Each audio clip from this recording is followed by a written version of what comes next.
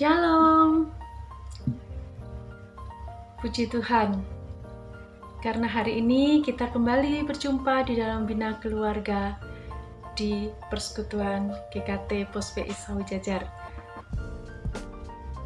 Bersyukur hari ini bisa kembali terlaksana karena sudah 2 bulan kita off untuk acara Persekutuan Bina Keluarga. Mari kita akan mengawali persekutuan ini di dalam doa. Bersyukur kepada Tuhan hari ini ya Bapa, karena kasih setia Tuhan, hari ini kami boleh kembali melaksanakan persekutuan Bina Keluarga via online. Tuhan, kiranya Engkau memberkati jalannya persekutuan ini dari awal hingga akhirnya, dan biarlah melalui persekutuan Bina Keluarga ini setiap keluarga-keluarga boleh terberkati dan menjadi lebih berkenan kepadamu ya Bapa.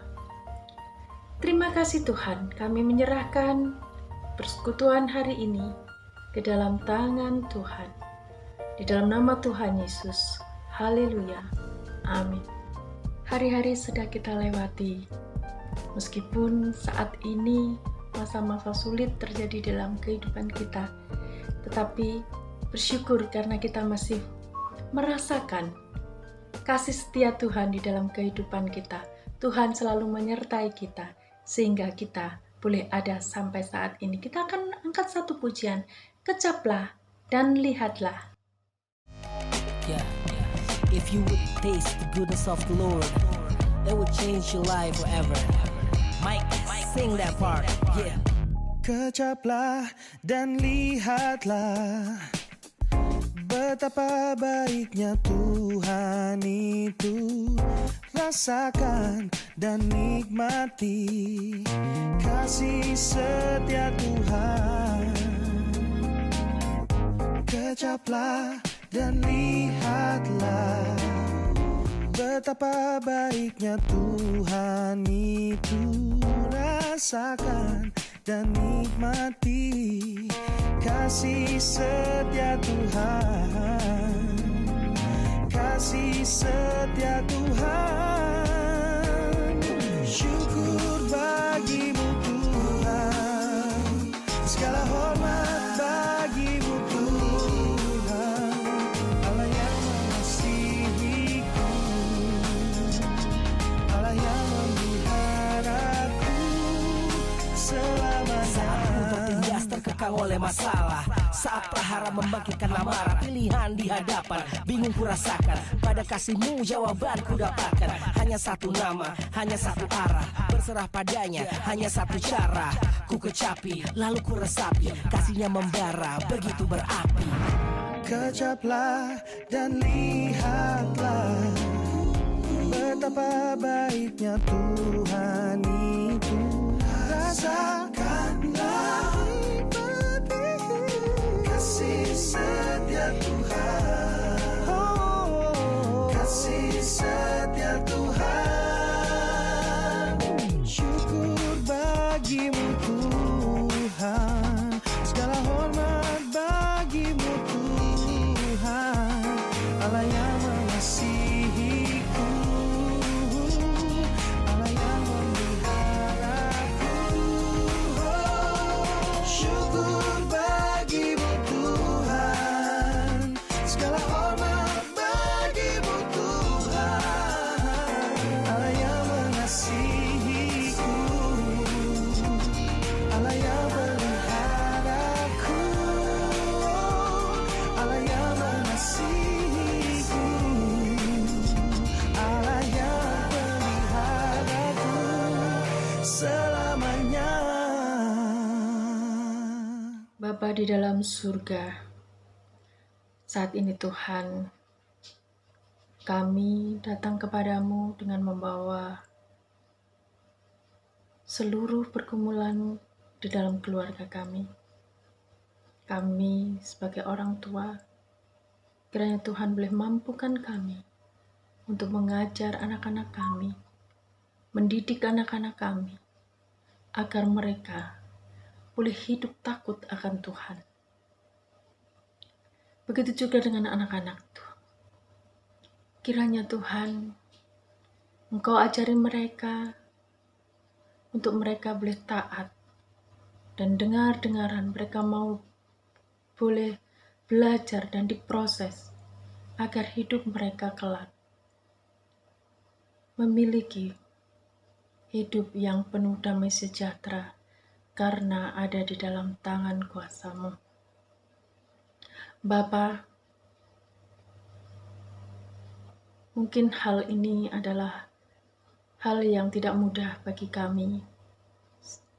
Tetapi Tuhan, kami yakin dan percaya bahwa tangan kuat kuasa-Mu dan kasih-Mu itu yang boleh memampukan setiap kami sebagai orang tua, sebagai anak-anak, untuk kami boleh belajar terus dan terus, menyerahkan diri kami untuk Tuhan perbaiki, untuk Tuhan bentuk, hingga kami benar-benar berkenan dan hidup kami layak di hadapan-Mu.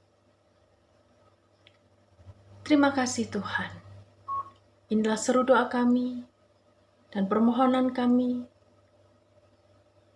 yang jauh dari kurang sempurna. Kiranya Tuhan sendiri yang boleh menyempurnakan, dan kami percaya Tuhan akan nyatakan kuasa-Mu di tengah-tengah keluarga kami. Terima kasih Tuhan. Di dalam nama Tuhan Yesus kami sudah berdoa dan mengucap syukur. Haleluya. Amin.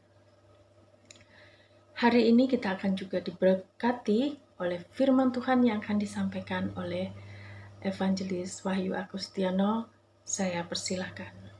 Shalom, kita berjumpa kembali dalam Small Art Big Impact Program. Seni yang sederhana untuk dampak besar bagi keluarga kita. Di tahun yang baru ini kita akan merenungkan sebuah topik pentingnya karakter Kristiani. Beberapa waktu yang lalu saya berdiskusi dengan seseorang yang membicarakan tentang rancang bangun rumah atau blueprint. Betapa pentingnya merancang sebuah bangunan. Berarti kita sedang mempersiapkan apakah bangunan itu kokoh atau tidak. Sedang mempersiapkan warna, sedang mempersiapkan bentuk, apakah dari luar dan dari dalam itu bagus untuk dilihat dan dinilai. Di Inggris terbiasa rumah itu dari luar bagus tapi dalamnya tidak terlalu rapi. Berbeda dengan orang-orang di Italia, tampak dari luar biasa saja tapi di dalamnya penuh dengan barang-barang yang bagus dan penataan yang sangat berseni tinggi.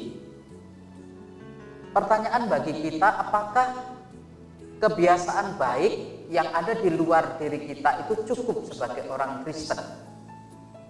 Saudara, kalau kita merenungkan ini, maka kita akan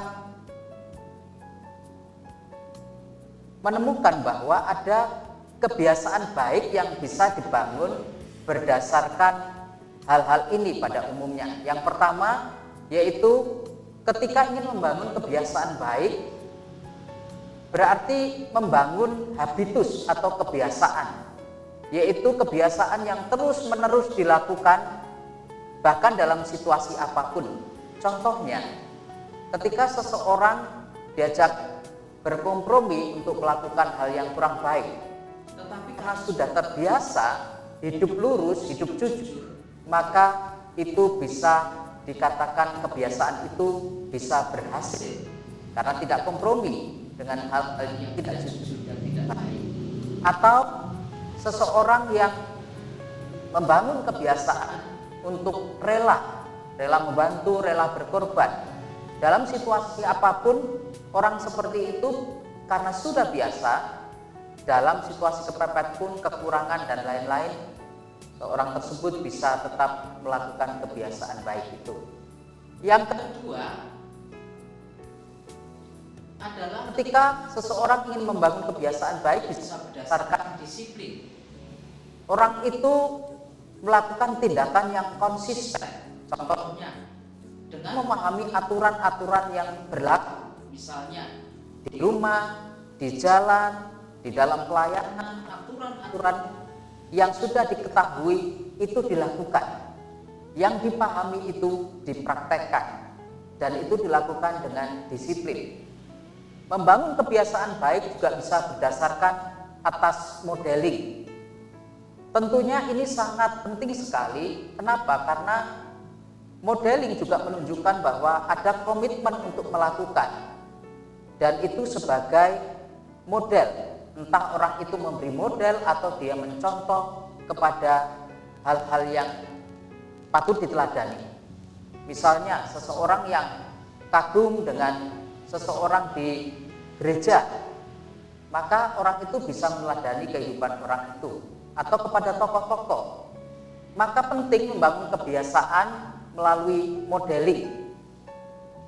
Saudara, kalau kita berbicara tentang kehidupan kita sebagai keluarga, maka apa yang harus dikejar oleh orang Kristen yang berbeda dengan orang lain ketika kita melakukan perbuatan baik? Apa bedanya? Orang percaya melakukan perbuatan baik dan perbuatan baik yang dilakukan di luar orang percaya. Saudara, kita harus memahami bahwa kita penting memikirkan tentang orientasi kita ketika melakukan perbuatan baik, yaitu tentang perubahan hati. Mengapa?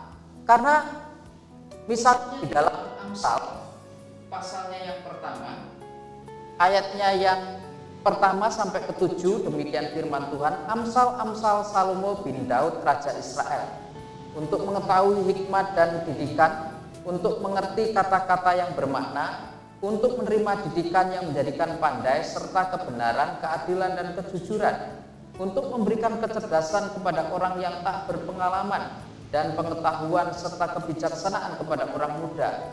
Baiklah orang bijak mendengar dan menambah ilmu, dan baiklah orang yang berpengertian memperoleh bahan pertimbangan, untuk mengerti amsal dan ibarat, perkataan dan teka-teki orang bijak. Takut akan Tuhan adalah permulaan pengetahuan, tetapi orang bodoh menghina hikmat dan didikan. Saudara, orang Kristen ketika berbuat baik harus berdasarkan kebenaran, yaitu firman Tuhan, bukan hanya yang nampak dari luar saja, kata-kata baik, perilaku dan tindakan baik, tetapi kita juga harus melihat dalam firman Tuhan seperti di dalam Amsal ini. Tujuan Amsal ditulis adalah supaya seorang yang membaca Amsal mengerti tulisan-tulisan yang berhikmat. Saudara, supaya apa? Supaya pandai, supaya mengerti kebenaran, supaya mengerti keadilan dan kejujuran, supaya cerdas. Orang yang mengerti teka-teki pada waktu itu adalah orang yang cerdas dan penuh kebijaksanaan. Orang-orang seperti ini adalah orang yang sungguh-sungguh menemukan bahwa di dalam dirinya penuh kebijaksanaan. Saudara, di dalam konteks Amsal ini ditulis, ini sebenarnya ditujukan untuk anak-anak, tetapi juga sebenarnya untuk orang yang dewasa. Ditujukan atau ditulis untuk orang-orang yang ada di dalam rumah tangga, dalam keluarga, tetapi juga ditulis untuk orang-orang yang ada di dalam istana. Jadi tujuan Amsal ditulis ini untuk semua kalangan sebenarnya, bukan hanya khusus untuk anak-anak. Nah, ketika kita mengetahui ini, ada dasar yang penting ketika seseorang melakukan kebiasaan baik, kejujuran, kebenaran, itu bisa ditemukan kepada semua orang. Tetapi bagi orang Kristen harus berdasar kepada takut akan Tuhan. yaitu menghormati Tuhan, supaya mendapatkan pengetahuan kebenaran, harus berdasarkan firman Tuhan, harus berdasarkan kepada takut akan Tuhan, menghormati Dia. Saudara-saudara, ketika kita melakukan tindakan-tindakan, tentunya akan menghasilkan akibat-akibat, bukan? Nah, oleh karena itu penting bertindak sesuai dengan takut akan Tuhan. Entah kita sebagai orang tua, kita sebagai anak-anak, kita sebagai pekerja, sebagai apapun. Terlebih khusus di dalam rumah kita harus mendasarkan seluruh tindakan-tindakan kita berdasarkan takut akan Tuhan. Nah, tindakan takut akan Tuhan harus dimulai dari hati. Seperti Matius 12 ayat 34 mengatakan, karena yang diucapkan mulut keluar dari hati. Karena yang merupakan perkataan-perkataan yang kita ungkapkan itu berasal dari hati. Tindakan-tindakan yang kita lakukan adalah berdasarkan dari hati. Oleh karena itu penting untuk melihat sebenarnya hati kita diisi oleh apa. Tidak hanya puas sekedar melihat kebiasaan-kebiasaan baik di luar diri kita yang kita tampakkan, tunjukkan kepada orang. Tetapi yang paling penting adalah dari hati itu kita mengeluarkan apa. Maka penting untuk melihat hati. Dalam dunia psikologi, saudara-saudara, ada dikenal istilah modifikasi perilaku. Jadi modifikasi perilaku itu bisa disengaja atau dikondisikan. Misalnya orang yang melakukan kebiasaan merokok, ya, orang melakukan kebiasaan merokok. Orang bisa berhenti merokok, tapi motivasinya apa? Ada yang memang tidak punya uang lagi, ada yang berhenti merokok karena istri itu sudah mulai cerewet, ada orang yang berhenti merokok karena mengganggu lingkungan. Tetapi sebenarnya ada yang mungkin berpikir ketika berhenti merokok, oh ini sudah mengganggu kesehatan, atau bahkan yang lebih dalam lagi, itu merusak kaitan. Jadi modifikasi perilaku itu bisa mengkondisikan seseorang mengapa melakukan sesuatu. Motivasinya apa? Nah, kalau orang-orang dunia, saudara-saudara, ketika seseorang melakukan tindakan, mereka bisa berdasarkan hanya hukum-hukum yang sementara atau kebiasaan-kebiasaan yang memang hanya ya dilakukan seperti pada umumnya orang lain melakukan. Menurut teori kuno itu ada mendekati nikmat atau menjauhi sakit. Mendekati nikmat atau menjauhi sakit. Banyak orang melakukan kebiasaan-kebiasaan hanya karena ini. Ya. Tetapi Thomas Hobbes membawa kita untuk memikirkan bahwa pergerakan jiwa itu harus diisi oleh kebenaran, yaitu takut akan Tuhan.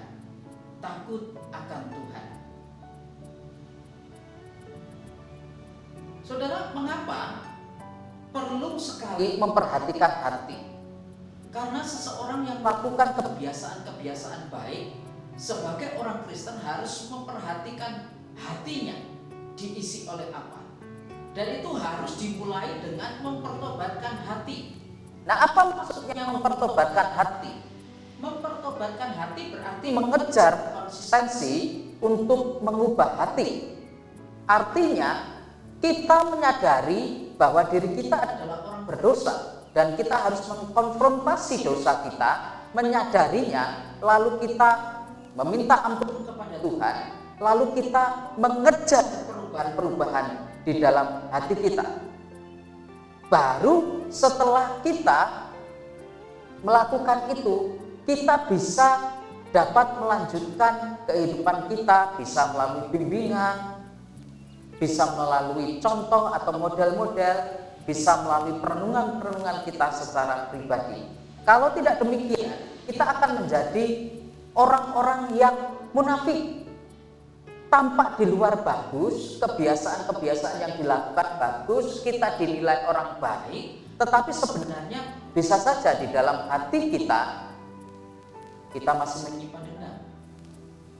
Kita masih memiliki keinginan untuk bersaing dengan siapa saja. Kita masih menyimpan kemarahan. Kita masih tidak berdamai dengan masa lalu. Kita masih menyimpan dosa-dosa favorit. Saudara-saudara, kalau ini terjadi, maka ini sangat berbahaya. Untuk itu perlu pertobatan. Pertobatan yang sejati hanya bisa kita lakukan ketika kita datang minta ampun kepada Tuhan Yesus dan mengizinkan Dia untuk mengubah hidup kita, mengubah hati kita. Jadi saudara-saudara, ketika kita sudah melakukan pertobatan di dalam hati kita, maka sebagai mungkin kita seorang yang dianggap pembimbing, kita harus memenuhi hidup kita dengan perkataan Kristus. Kita sebagai seorang yang sudah percaya, kita harus memenuhi kehidupan kita dengan perkataan Kristus. Baru kita bisa melengkapi orang lain, melengkapi keluarga kita, melengkapi teman-teman kerja kita, melengkapi saudara-saudara kita, melengkapi anggota keluarga kita. Nah, sebagai orang tua di dalam rumah kita harus juga memiliki perkataan-perkataan Kristus yang diam dalam hidup kita. Karena kita orang tua juga punya kewajiban untuk melengkapi orang lain. Oleh karena itu penting untuk menjadi model. Orang tua penting untuk menjadi model. Model orang tua yang mencari Tuhan dalam hidupnya. Model orang tua yang begitu mempengaruhi anak-anaknya dengan perkataan-perkataan Kristus. Dari mana itu bisa didapat, saudara-saudara? Dari perenungan firman Tuhan, dari Alkitab, dari kita belajar firman Tuhan, dari kedekatan kita dengan Tuhan, dari relasi kita dengan Tuhan, baru kita bisa mempengaruhi.